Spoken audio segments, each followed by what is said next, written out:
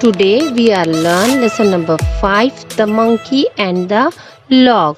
First listen, read and enact. When once upon a time certain workmen were busy building a temple when it was noon. Lesson number 5 में हम लोग पढ़ेंगे एक monkey और एक log के बारे में। लॉग मतलब एक जो है लकड़ी का बड़ा जो टुकड़ा होता है जो झाड़ से कट किया जाता है, इसके बारे में हम इस लेसन में पढ़ेंगे। यहाँ पर दिया once upon a time certain workman were busy building a temple. Workman मतलब जो कामगार है वो एक टेम्पल बनाने में बिजी थे।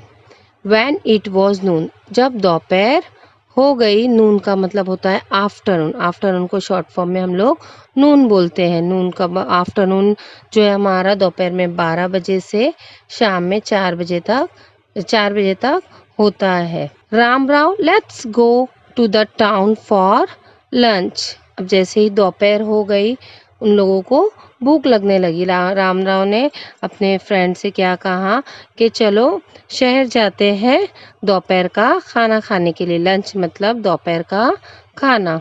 ओके श्याम राव। अभी जैसे Shyam Rao I will just put a which here and come.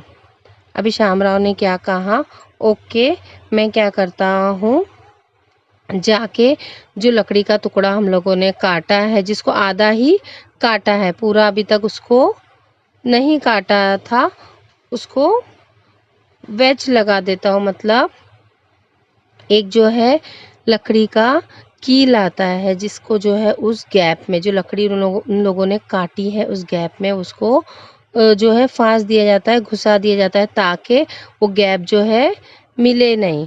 इसके लिए जो है उन लोगों ने अपनी आसानी के लिए उसमें एक लकड़ी का कील जो है वो घुसा दिया। Let's hope no one touch that wedge while we are away. अब दोनों ने आपस में क्या बात की कि उम्मीद है कि कोई और इसको टच नहीं करे जब तक हम लोग आ नहीं जाते। सडनली अ मंकी अराइव्ड, मतलब जैसे ही वो लोग वहाँ से जाते हैं वहाँ पर कौन आ जाता है, एक मंकी आ जाता है।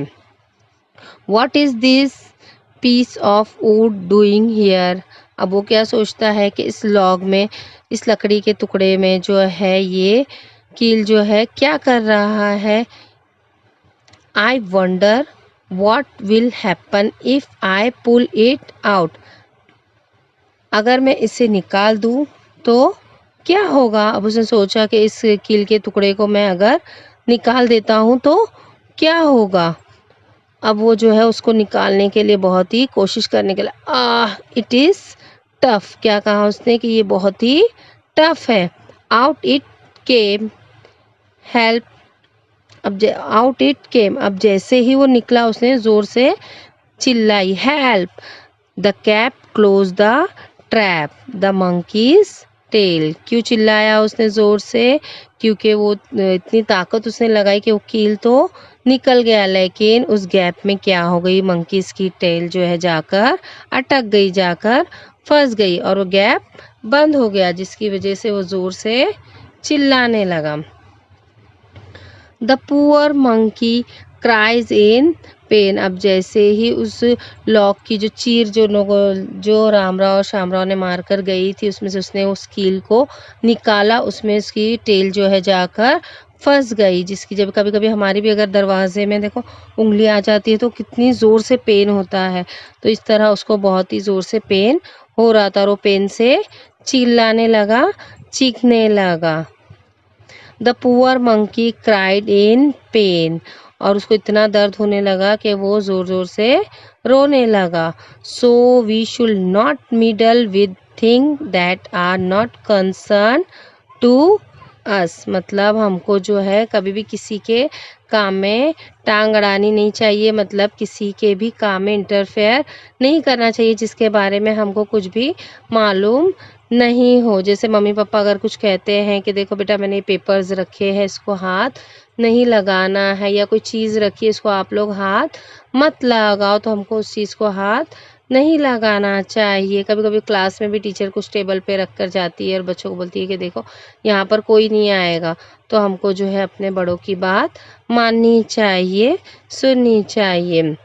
आप लोगों को ये लेसन अच्छी तरह से समझ में आया होगा। इसके क्वेश्चन आंसर जो है मैं नेक्स्ट वीडियो में आपको दूंगी।